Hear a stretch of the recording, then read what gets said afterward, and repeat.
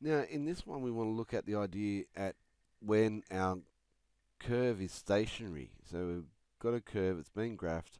When it's stationary, it has a zero gradient. So if that's the case, then our first derivative, which is our gradient function, will give us a zero gradient. So it's what we call a stationary point, because it's neither rising nor it's falling.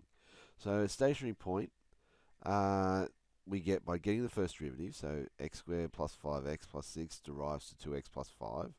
So we do our derivative there, and we put it equal to 0. So this one's not too hard to solve to get equal to 0. We get x is equal to minus 5 on 2. And because we want a stationary point, we want the y value. So x is equal to minus 5 on 2, sub minus 5 on 2 back into the function. And we're going to get our y value there. So there's our point, minus 5 on 2, minus a quarter. So the idea that we want to find stationary points, we get our first derivative, and we set it equal to 0. So that's how we find our points that are stationary, because that's what the gradient is at those points. So 4x is equal to 8, x is equal to 2, we sub 2 in, and we get y is equal to minus 5. And remember, we're subbing it back in to get our y value from there. So this time, a little bit harder because we've got a cubic. So you derive our cubic though. There's our derivative of that function. And then we put it equal to 0, because if it's equal to 0, we get stationary points. Now it relies on us solving that quadratic equation. So we can factorize this one. It factorizes nicely to 3x plus 4 and x minus 2. So if you're not sure, expand it back out, you'll get back to there. So 3x plus 4, we'd solve that one. We take our 4 across, divide by 3, x is equal to minus 4 on 3. And take the x value, sub it back in, we get 16.5 as our y value, and we put x minus 2 is equal to 0, or x must be equal to 2, and we sub 2 back into our function. Again, we're getting our y values from there, and we get the point 2 minus 2. Now, this one works out a little bit differently. If we have a look here, we derive our function, which is all good. So that becomes 3x squared, 3 minus 5 goes.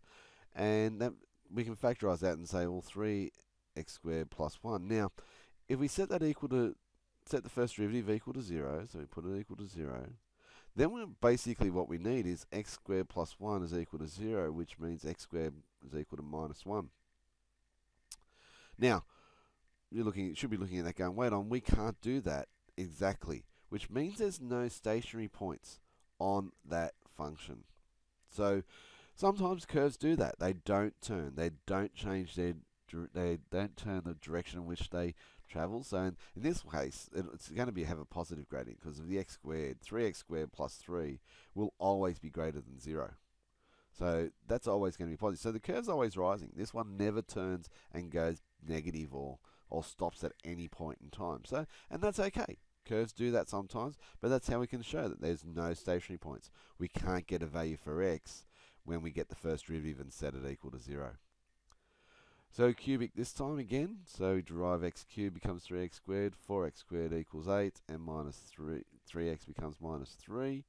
So set it equal to 0. We factorize our function. This is equal to 0. We get the points 3x minus 1 equals 0, so x is equal to a third. And x plus 3 is equal to 0, so x is equal to minus 3. I haven't done it here, but you can take those values, sub it back into that function to get the y values. There's a little bit of calculator work. So y is equal to 2x cubed plus 3x minus 12x.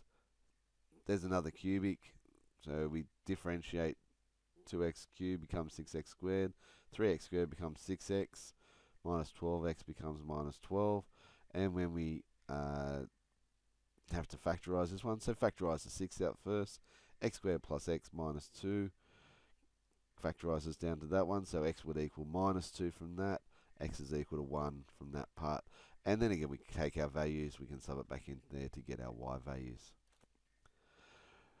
Again, another cubic, we differentiate, we factorize, and usually our quadratics factorize nicely, but sometimes they don't, but most of the time they do, because we're not looking to kill you to, to get these values there. So a lot of times the questions work out nicely. But that's the process. Get our first derivative, set it equal to 0. If it's a cubic, we're going to have to perform a quadratic equation. It won't be the equations you solve here won't be any worse than a quadratic equation. So x cubed, again, so is our highest power, so it's a cubic. We differentiate. Keep looking to get out if there's a common factor all the way through first, so it makes it easier. So that should be the first thing you're thinking with factorization, and then your quadratic, so you're able to solve your quadratic there and get your values of x, which allows you to sub it back in to the values of, and get the values of y.